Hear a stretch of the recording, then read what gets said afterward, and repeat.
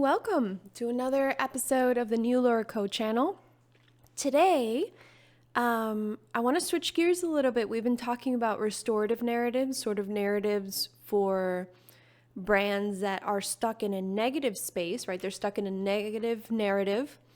And now we're going to switch gears a little bit and talk about generic narratives, which I think is an incredibly common problem, a lot more than people probably realize about their own brands. And so what I did for this one is I really wanted just to tackle your direct questions. And so I put feelers out and I asked for some of your questions, and I have basically selected 7 or 8, depending on how quickly we can get through them, that I think basically will get us to the core of our problem, right? And so just to kick us off, it's like if we're talking about, if you're new here anyway, and you've missed all the other episodes on brand narratives, it's like, what is a brand narrative? And how does that differ from just a brand message or a tagline? And the way I like to think about brand narratives is that the narrative is essentially the architecture. It's the structural support for everything else that you do. And so from that is your tagline, from that is your social media, from that is your communication, right? Your brand narrative is the umbrella or the house or the scaffolding for absolutely everything else that you do as far as your marketing. And that includes storytelling, right? But stories live under your narrative. There's, think of it like the story of 1001 Nights. That's the narrative. All the little stories within are stories and our storytelling, but they belong to a narrative. And so that's kind of what you need to know. So it's like once you have an overarching brand narrative that you're telling about your brand, your business, whatever, then, okay, my printer just started off on its own. It's haunted. It's fine. Has never done that in the 4 months that I've lived here. That's curious. So that's your narrative. And so then moving through to what is a generic narrative. Now the printer's thrown me off. The whole video is ruined. So as you might imagine, a generic narrative is generic. It's the default probably. A lot of people don't realize that when they're in an industry or they're in a business, they are most likely telling the same story, or they're using the same narrative as everybody else in the same space, right? So if you are a doctor, a lawyer, a photographer, a laboratory, what are you telling people? And odds are that a lot of business owners are going to be using generic narratives. So that means you're using essentially the same default narrative that just makes sense for everybody in your specific business or niche or industry or sector. So it's kind of low-hanging fruit. It's what everybody else is doing. And so that's what makes it generic. And so it's like, how are you going to stand out if you're using the exact same communication as everybody else? It's impossible or very, very difficult. You're going to have to rely on something else that's very, very good, very, very enticing to create that separation or that distinction between you and your competitors.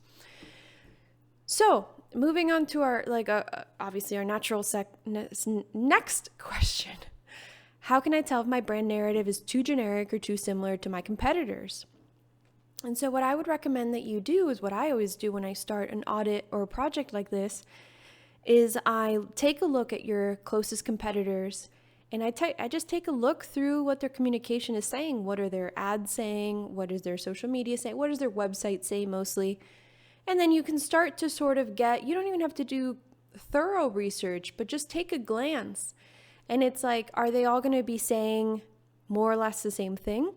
Right? And so what I mean is, so for example, I had a client who was an attorney.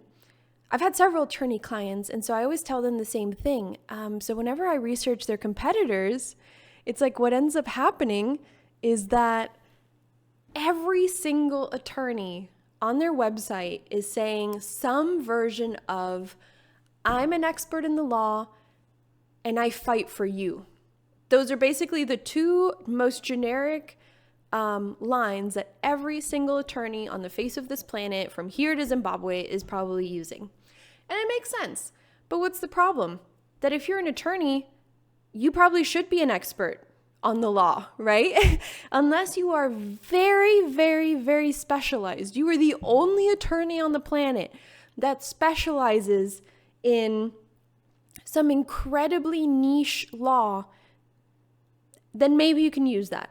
But by and large, especially if you're doing personal injury or divorce or whatever, it's like, by and large, all your competitors are equally skilled or equally as expert in the law as you are, right? And so that's no differentiation. And then I fight for you. That's great. It sounds lovely, right? I get you the most money. I get you the best divorce settlement. I get you the best lawsuit results. But that's like these are sort of the two minimum things that somebody looking for an attorney is looking for, right? You don't hire an attorney that's like, well, I sort of know the law and I can kind of get you results sometimes, maybe. So it's not effective. But you see it all the time, right? Every time you drive by a billboard or you see a TV commercial for an attorney, it's the same thing. We get you the max amount of money. I'm an expert in the law. We fight for you. I win for you. Some version of that, right? And so that's generic. What else? Or doctors, right? A lot of doctors, and it makes all the sense in the world, doctors, hospitals, medical centers are going to fall somewhere in the caretaker space. Obviously, but that's what makes it generic, because it's like, on one hand, obviously you're a caretaker. You go to hospitals, you go to doctors for care. And it's sort of the minimum that you hope that they are or that they can do for you is take care of you.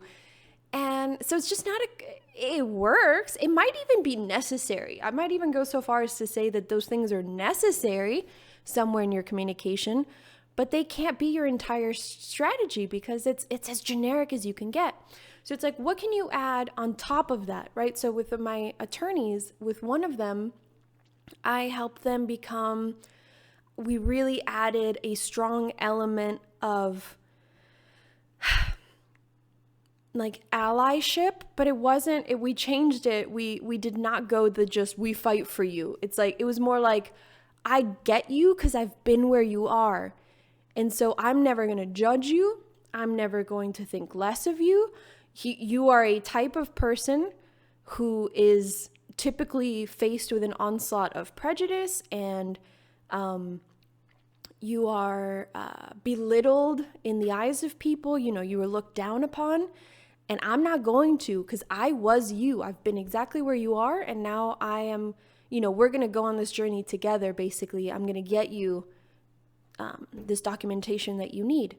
And so it was a very different angle. It was like, again, it's like, we get you results, we fight for you, but it was much more like, I've been where you are. I don't come from a place of like, I'm top dog. I made my clients X billions of dollars last year. It's like, I am no better, no worse than you, but I have the skills and I am armed with the ability to get you what you need. And so it's a very different communication strategy, and it's worked really well for them.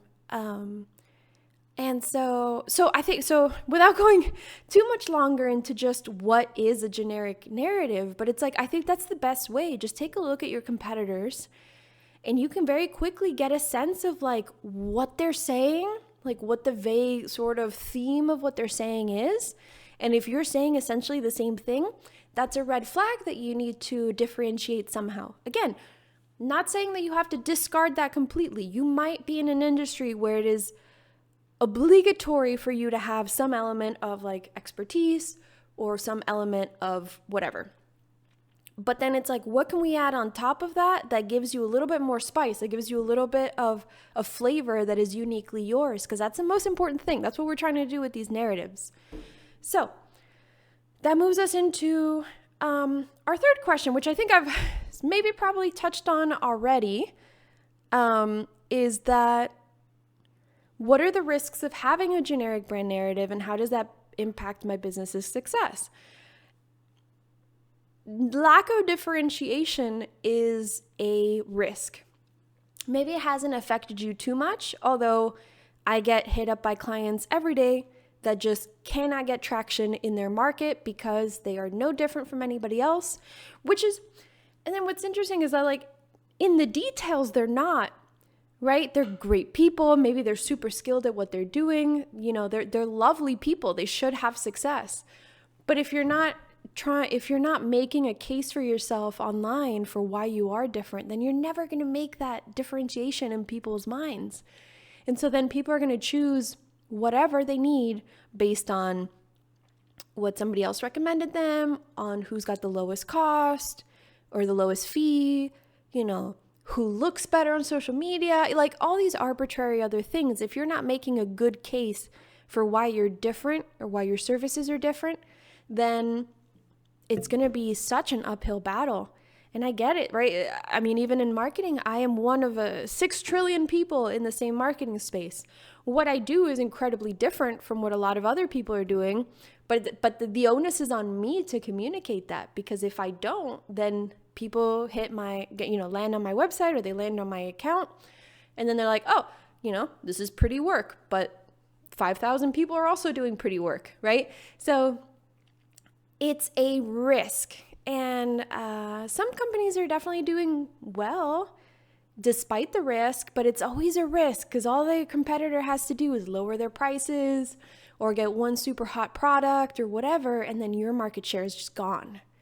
So those are the risks. I'm not going to say it's life or death, perhaps for some businesses, maybe not a lot, but it's like just wearing an anchor. It's like if you have this, maybe you could have success just dragging your way through with a generic narrative, trying to carve out some sort of slice of the market for yourself. But why make entrepreneurship even harder than it already is, right? So, number 4 on our question list, can you provide examples of businesses with standout brand narratives? What are they doing that makes them so stand out, so successful? My first example that always comes to mind, because I love this company and I buy from them all the time, is Force of Nature. And if you haven't checked out what they do, they are essentially a regenerative meat ranching business, and they source, all these exotic meats. Obviously, they have beef and chicken and whatever, but they also do elk, bison, deer. Do they do moose? I'm not sure if they do moose. I just had moose the other day because I have a friend from Alaska that always hooks us up with like fresh salmon and fresh moose and whatever. But I don't think I got my moose from them. And then boar. And so part of what they're doing, so they push out this whole narrative about like eat more red meat, but not just more red meat, but like feel good doing it, because all their ranchers are engaged in restorative ranching. They are catching and killing wild boar, which, if you're not familiar, is an incredibly invasive species here in North America. They taste great though. So there, you can feel good buying a packet of wild boar meat, serve a delicious, a delicious dinner for your family, and also have removed an invasive animal from the wild, right? So you've done multiple positive impacts. And so what I really like about Force of Nature, obviously this all sounds like crap to you if you're a vegan or vegetarian, so you're gonna have to forgive me. I love meat. So, but what I like is that part of what they're doing is that they're very much using the custodian archetype. So they have decided that they themselves are the custodians of land, and that they are going to go back to a type of ranching that is not exploitative. It doesn't just corner animals on a little chunk of land and then feeds them processed corn and whatever, right? They are good custodians of their land. They shift the herds around. They post videos all the time comparing, like, hey, this is a pasture that is not cycled, right? Where the animals just graze here indiscriminately all the time. And look at how poor the soil looks, look at how poor the grass looks. And then compared to my ranch, the animals are cycled through, the grass has a chance to get fertilized and then grow, and then the soil is much healthier, which promotes more ecology, like all these things. It's like they really, really do a good job of talking that angle up. And so it's like, for me, that really works, because it's not just we sell meat good, or organic meat, or whatever, American grown meat. It's for me, it's the angle of the custodian. Like, what a great job. And I hope they ever hear this. I'd love to work with them, but whoever their marketing person is just top notch. Because like everything is so well angled. I think they have a podcast too towards this like regenerative, like we owe it not just to the land, but to the animals to do things in a way that is beneficial. Eating red meat is healthy for you. We can find this balance. And so I think they do an incredible job. Take a peek at their stuff. There are obviously tons more examples, but I don't want to spend another like 10 minutes talking about how much I love different brands. So, but take a peek and see the difference, right? Compare them to maybe another brand of meat that and it's like, what are they doing wrong? Or what are they doing differently?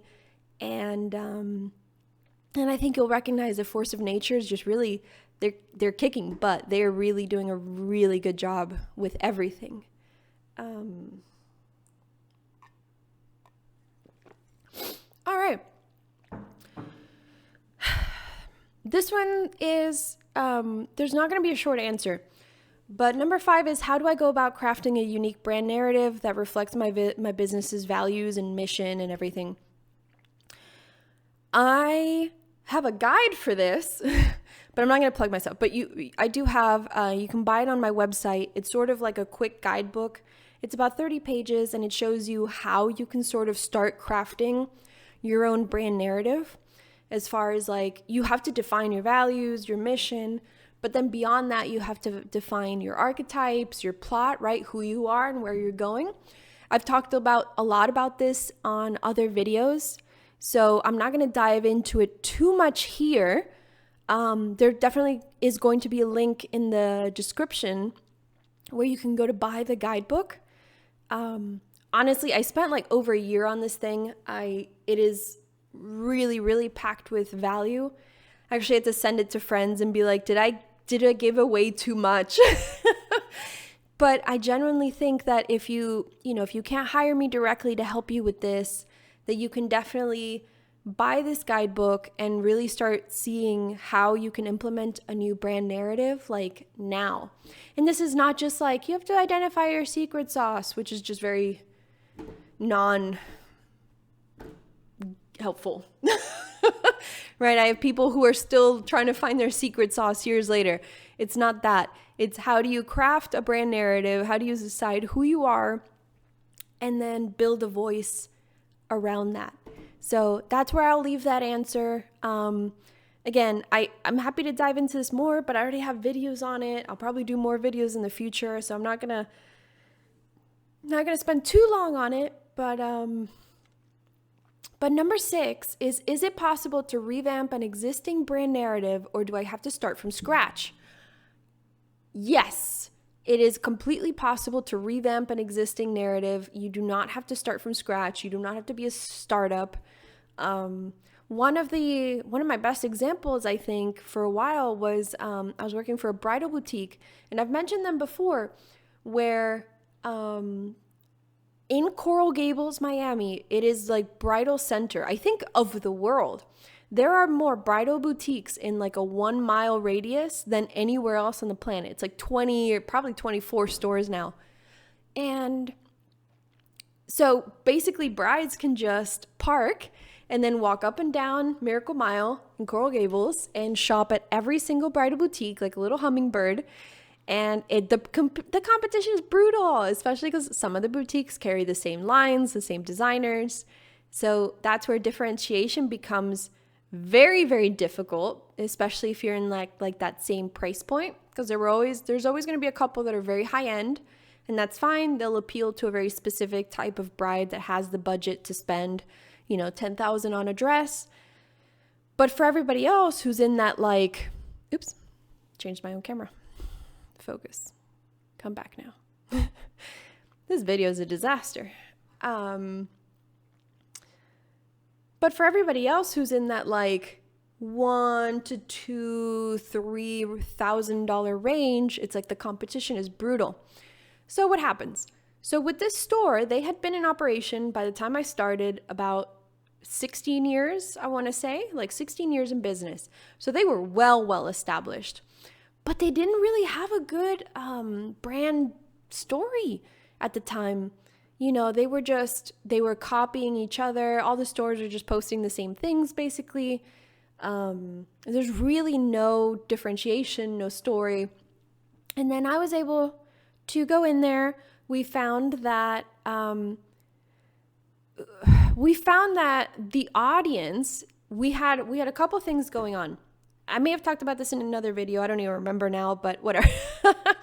That we had a couple things going on. We had plus size brides who were finding it absolutely impossible to find a dress. One, because people didn't carry plus size stock. And then two, the bridal consultants at other boutiques were not nice, right? They were not good to them. They were not kind to them, which is crazy. Because it's one thing to be like, I'm so sorry, we don't carry anything over size 12. Ugh, sorry. But it was another thing to just look these girls up and down and be like, there's nothing here for you, right? So a lot of times girls would come to us in tears from some failed other appointment. We already had some plus size stock at the time, but we were like, we got to get a lot more, and we got to get really, really good at making sure that plus size brides have a place to land here where they can have a lovely appointment, like a good appointment, like a proper bridal appointment where they feel good, they fit into dresses, they get clipped into dresses, and they have selection. So we saw that. The same thing for the niceness. We saw a lot of other girls who were not plus size. They said that they just didn't have the experience at other places that they expected to. So we saw two opportunities here for appealing to plus size brides and then appealing to just brides in general, but playing up the narrative of how nice and helpful we were, right? Coming in from an ally. No, better than an ally. We embodied sort of the big sister narrative, or the archetype. I mean, we were definitely the big sister. We were like, we've been here before you, right? We know it. We have the experience. Now we're going to teach you. We're going to help you. We're going to dress you like we care about you. We care that you look good. We are invested in you looking good. I want the best for you. I'm not going to judge you for your body. I'm not going to judge you for your budget. I'm not going to judge you because of who you're marrying. Nothing. I am the big sister archetype. It's like you're coming to shop at my closet, and I want nothing more than to help you. And we had more going on, but it was that was the big attitude change in our narrative. And it took a while to roll that out, but we fully embodied it. All our posts, we were participating in styled shoots. We had by far the most diverse Instagram feed of anybody, because we were teaming up with all sorts of wedding planners, and we were using all sorts of models and couples, and it was great. And so anyway, so we did that. So with her, with this boutique, we were able to revamp an existing 16-year-old company and revitalize it with a totally new narrative that was no longer generic. It had a different look and feel than the competitors, and girls would notice. They would come in and be like, we had to come to your boutique first because we absolutely love what you're doing on social media. Or wow, your social media really, really helped me feel confident and comfortable about this process. And, so it was great. So very long answer to a short question. It's absolutely, it's possible to revamp an existing narrative. You do not have to start from scratch. It's useful if you are starting a startup to think about this so that you don't start with a handicap already, but you can absolutely revitalize an existing brand with a new narrative. So moving on to question 7, I think I've touched about this a little bit, essentially with the bridal example, But it's like, how can I, it's a mix of, I conglomerated a couple questions into this, but it was like, how can I ensure that my brand narrative resonates with my target audience and sets my business apart? How do I measure the effectiveness? What metrics to use? The answer to this is basically you're going to see, it's going to take a little bit of time, but I think you're going to see it in the feedback from clients, maybe the type of client that you start to get, right? If you start to target, but this really depends on who your audience is, right? So you need to, like we did for the bridal boutique, you need to identify who are you talking to, or what is the need that your audience has, right? So it's like if you identify that, and you can have several audiences, just like most brands do. If you think you have one target audience, you are not quite you are overlooking opportunities, I think.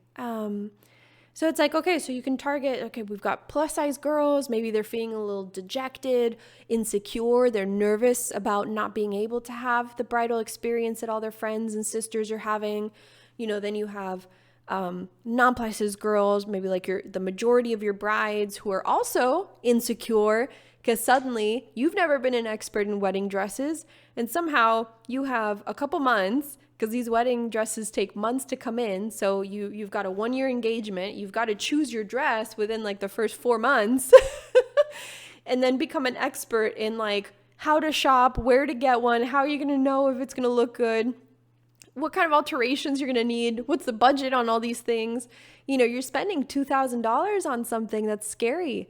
And so, so we identified that those girls needed help and support just to feel confident and comfortable in that purchase. And then a couple other things. And so once you identify who that audience is, then you can tailor your narrative to speak to them. And I think the results are just going to speak for themselves. I can't talk to you about metrics because I can't guarantee you that you're going to make 6 times more revenue. It would be incredibly irresponsible for me to make any kind of statement like that. But you are going to notice it. Like, it's inevitable. If you talk to people where they are and you talk to them about what they clearly need and want from a business like yours, and none of your other competitors are talking about the same thing, you are going to see that result.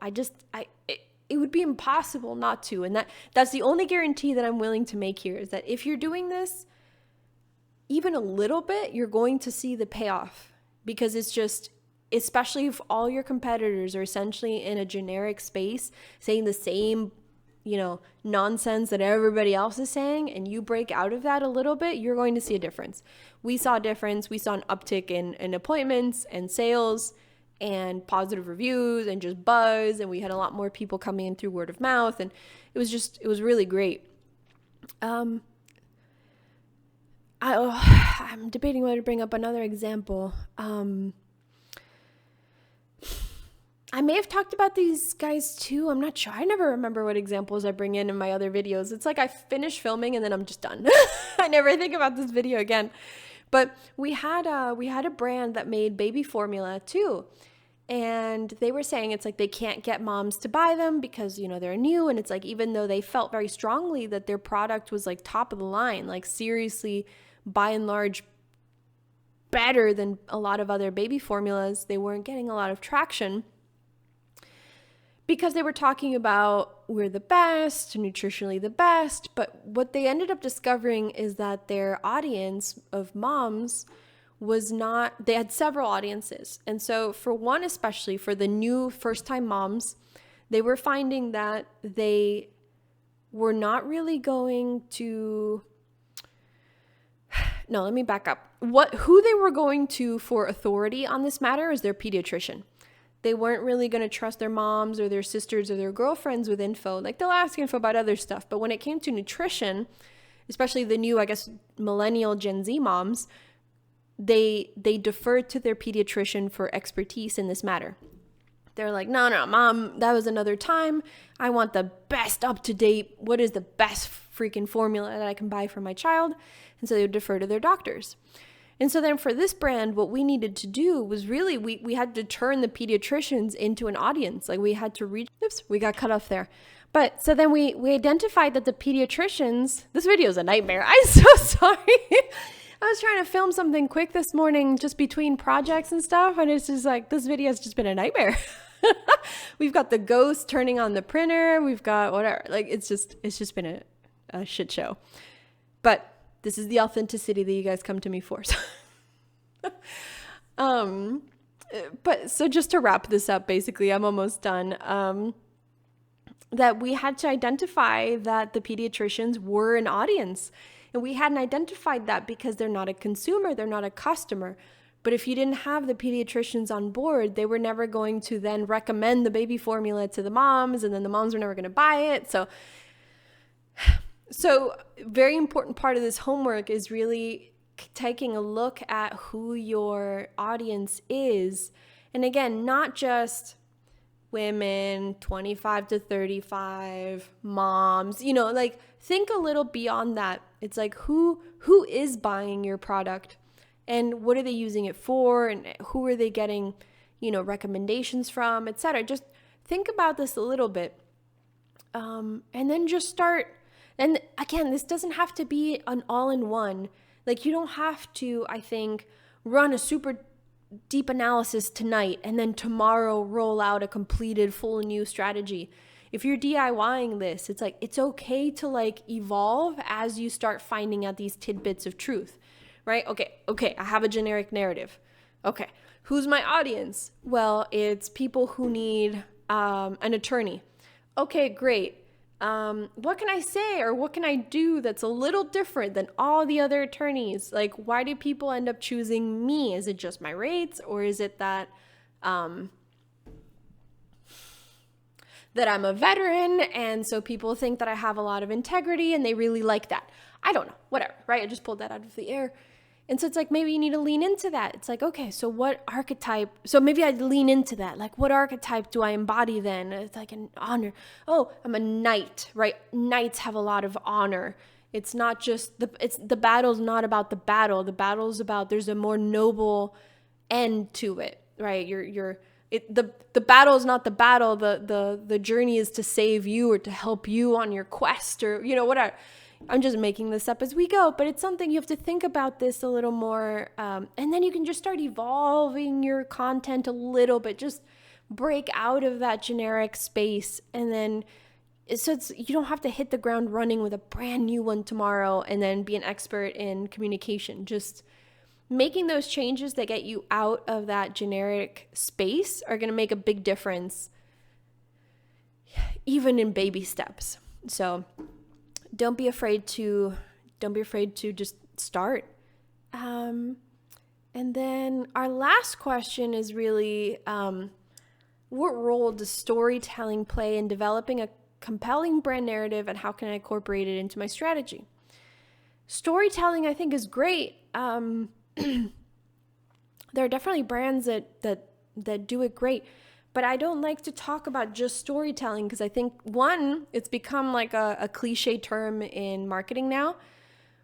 What I like to think is that any stories you tell is fine, but they have to live under the architecture of a narrative. That's more important, because when you're telling, when you know basically what narrative houses all your stories, and it's easy to tell storytelling to your different audiences, to tailor, what you're talking about, but it all still lives within the same story world, if that makes sense. It's like, it's still within the bounds of who you are, your values, your archetypes, your plot.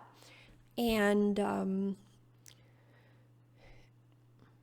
that's really what I think I'm gonna say about that. Maybe this is a good video for a full one as well. We've talked about it a little bit, just because storytelling has now become sort of a cliche. Everyone's like, oh, I do storytelling and stuff. And then the reality is that, like, they really don't. or they're just telling you I'm going to sound annoying, but it's like they sound a little scripted. It's like, well, when I went through X, I felt really Y. And that's why I sell courses now. And you're like, that's not really storytelling. But whatever. So I think that's where I'll leave it. But so just to summarize, it's like we've talked a lot lately about negative narratives and how do you restore yourself out of there. But generic narratives are a big deal. And I think a lot of business owners aren't even aware that they're in a generic narrative. They've never thought about it before. It can be incredibly scary, I think, to break out, right? You're like, no, but look, all my competitors are doing the same thing. I don't want to rock the boat. It's working for them. It's maybe sort of working for me. I don't want to, it's scary to break out from the herd. And of course it is, but at the same time, it's like the rewards are there too. And it's like, it's one thing to like eke out, like the bridal boutique. It's one thing to eke out a living for 16 years, but she was never like super profitable. And it's another thing to then start really leaning into a different direction and then become the trendsetter, right? Because 6 months to a year later, other people are starting to try to copy us. But by then, it's like we had already established ourselves as the go-to on the street for plus size and kind service. And so by then it was too late. Like we already had that reputation, and it was going to take them a good while to catch up to it. So that's why it's like, I know it's scary. It's scary to do things that other people are not doing, but you're going to have to try if you want. I mean, if you think that this is important to you, which I do think it's important. So I will leave it there. Thank you so much for following along on this train wreck of a video. Please, like and subscribe if you think I've earned it. Follow me on social media. I'm New Laura Co everywhere. Pinterest, Instagram, Threads, even though I'm not really on Threads very much. And that's it. I will catch you next time. Thank you so much for watching.